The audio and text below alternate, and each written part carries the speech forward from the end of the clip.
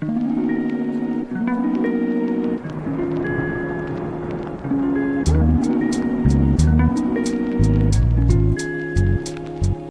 everybody, it's your boy MoneylineMatt, and I'm back here. First video of the week, first video with the sports bets that we're going to be posting, our best plays of the day and things of that nature. As you can see in the background, was watching the Call in Our Shot video before we started.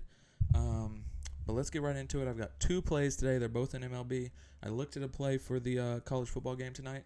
I'll give you that as a lean, but I'm not taking it myself. I'm not going to risk any of my money on it because of the teams involved.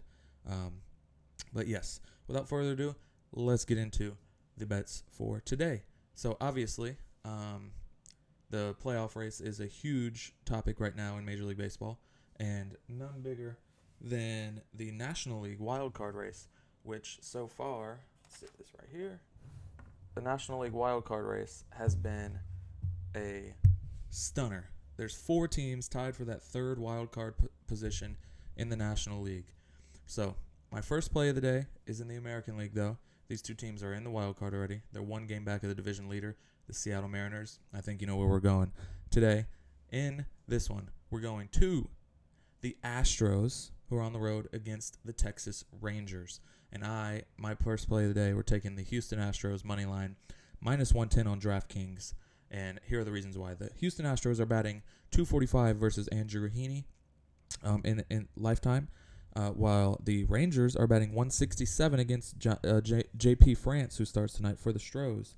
So obviously, they have the advantage with the starting pitching and how they hit against them. But one of the big things that I see here with the Astros is their batting average is better in road games, which is not normal for a lot of teams. They're a better hitting team on the road, as well as their ERAs. So you look at their ERAs. The Houston Astros have a 3.18 road or 3.81 road ERA this season, 2023. The Rangers, on the other hand, have a 4.26 home earned run average. So that's a discrepancy there. Yeah, the Astros have the advantage as a whole. So starting and bullpen combined, they have a 3.18 ERA or 3.81. I keep saying 1.8, which is pretty good compared to a 4.26 from the Rangers, which is still not bad, but a 3.81 is a very good array ERA to have. And then you move on to their starting pitcher again, Mr. JP France, who we already mentioned, has a 1.6 or a .167 opponent batting average against him with this Rangers squad. He has this season a 2.04 road ERA. So on the road he's better, just like his team is, which is interesting. 2.04 away ERA for JP France this year. He rolls into Texas to play the Rangers, battling for the division, trying to take it over from the Mariners. They'll need some help as the Mariners play the Reds against a pitcher that is pitched 1 inning in his career. So that game we completely faded, didn't even look at. So it's hard to worry about what other teams are doing, though. You just got to come in tonight. You got to do what you got to do here. I think the Astros get it done. They've won 5 straight away games. The Rangers are 1-4 in their last 5 home games. They've been a little bad in home games as of late. And for those reasons, we are taking the Astros just to straight up win this game. Straight up money line, minus 110 on DraftKings. It's a good bet. Both teams are minus 110 if you want to fade me. But yeah, we're going Astros minus 110 on DraftKings to win this game. That's our first play of the day. And then we move to play number 2 on the day, which we head out to San Diego for this one as the Phillies take on the San Diego Padres. We're going to take the alternate runs line or alternate total runs. Right now, the actual line is at 9. We're going to take 9.5, and we're going to go with the over, which is plus 100 on DraftKings. And the reason we're going to go with the over is, first of all, these teams played a 4-game series in July, 14th, 15th, 16th, and 17th. In those games, the final scores combined to have 11, 10, 13, and 13 total runs in said games. Then, move on to the starting pitcher matchup. We've got Taijuan Walker versus Rich Hill tonight. We're going to take a 4.98 road ERA from Taijuan Walker up against a 5.34 home ERA from Rich Hill. Flat out, these guys haven't been great in these respective situations, in these scenarios. So on the road, Walker has been pretty poor. At home, Rich Hill has not been good either. He's been pretty poor as well. The Phillies hit .285 in August. The bats were hot, especially at the end of August. And a lot of people, including myself, said, well, they can't score on the road. They're a home team. They score at home. But they did great against the Brewers as far as scoring. They didn't win those games, but they scored a lot against the Brewers. The Phillies have 5 or more runs scored in 8 of their last 10 games. So if they can score 5 today, that would be great. We're going to need a big game here from both offenses. They are the underdog, so if they're scoring 5 as the underdog, then that would mean the books expect the Padres to score more than 5, obviously, 6, 7 runs. All we need is 10 here combined. So if the Phillies score 5, that's half the battle there, and they're the underdog in this game against the Padres. So that would be ideal for us for the Phillies to score 5. The Padres have scored 4 or more runs in their last 10 wins. So that means they score a lot when they win. They score 4 or more, and they're playing the Phillies in a game that they're favored. And if the Phillies are going to put up 5, that means the Padres have to put up more than 5, as we just touched on. And if they're going to put up more than 5, then obviously they're gonna probably win this game, I think. If I had to give you a guess, like a score, I think maybe like a 7-5. I could see the Phillies winning too, like a 6-4 game, something of that nature. But I expect both teams to score at least 4. And if they're scoring at least 4, all we need is 2 more runs somewhere. And so yeah, I'm really positive on this play. I'm a little surprised that it's plus money on DraftKings. I thought the runs line for this one would be like 10.5, the over/under. But no, it's at 9, and we're going to take the alternate line at 9.5 because I think this is a really good spot. So let's keep it going with this game. Let's look at the stats against Rich Hill. As a team, the Phillies, it says they have a 235 lifetime average against Rich Hill. But let's really hone in on the guys that are important in this lineup, like a Trey Turner. 17 at-bats against Rich Hill in his career. He's batting .471. He has 1 home run in those 17 at-bats, 8 hits total, 2 doubles. .471 against Rich Hill and 17 at-bats is pretty good, in my opinion. Then we move on to the next guy, Bryce Harper. He's only batting .200 against Rich Hill in 10 at-bats, which is not great. But when you got Trey Turner going crazy, then that's helpful.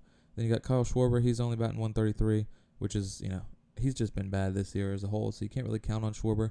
So Harper at 200 batting average, Trey Turner at .471. You got your boy, where's he at? JT Realmuto is batting .400 against him in his career, which is pretty good average as well. Alec Boehm, only 3 at-bats, but he's 1 for 3 against him. Nick Castellanos has not been a factor against Rich Hill. But this team has been hot. So this is the big thing about this matchup that I like. Certain guys on this team have hit well against Rich Hill. Others have not. But they've been so hot that I expect them to do good tonight. And they're in the matchup as far as expected average and everything tonight. They're the underdog of that, and they've just been hot. So you got to ride with a team that's hot like that on offense. And I would be shocked, like shell-shocked, if they score less than 4 runs tonight. I'm expecting 5 or 6. And then we move on. Let's check out, how about the Padres and their batting averages versus Taijuan Walker. In their total, they have 90 at-bats versus Taijuan between their team. But, they're hitting 178 combined average. But let's look at the guys that are important, the guys that we're worried about. Fernando Tatis is batting .400. Juan Soto is batting .364. Manny Machado is pretty piss poor. He's batting .111. But you got Xander Bogaerts batting .286. So you got Bogaerts, Soto, and Fernando Tatis hitting great against him. Trent Grisham also hitting .400. So you got some guys that are struggling against him, like Ha-Seong Kim, Manny Machado, Gary Sanchez, who's never gotten a hit against him in 8 at-bats. I might expect that to change tonight if I were you. But anyways, Tatis .400, Soto .364, Bogaerts .286, Grisham .400. So I'm expecting these boys to score some runs tonight early. I'm expecting by the 5th inning we're going to have probably 6 runs on the board at the end of the first half. Or once these guys are out, once the starters leave, probably have about 6 runs on the board. It's going to be a good game tonight. It's going to be a tight game. It's going to be a very intriguing game between these guys this evening. So very excited about it. I think that's going to be a really good play for us. And those are the 2 plays I like. And, before we wrap up this video, let's go ahead and talk about our lean for the night. Our big lean, we were going to take the Clemson Tigers, minus 13.5 alternate line. That line has slowly moved closer and closer. They're expecting Duke to keep it closer. It looks like a lot of people were on that Duke plus 14. It started out, I believe, when I was reading a website that I look at for research. They had found it at plus 10. So right now, the most recent I've seen is plus 10 for Duke. What most recent I've seen is minus 12.5 for the Tigers. Obviously, football touchdowns are worth 7. So if they win by 2 touchdowns, they win by 14.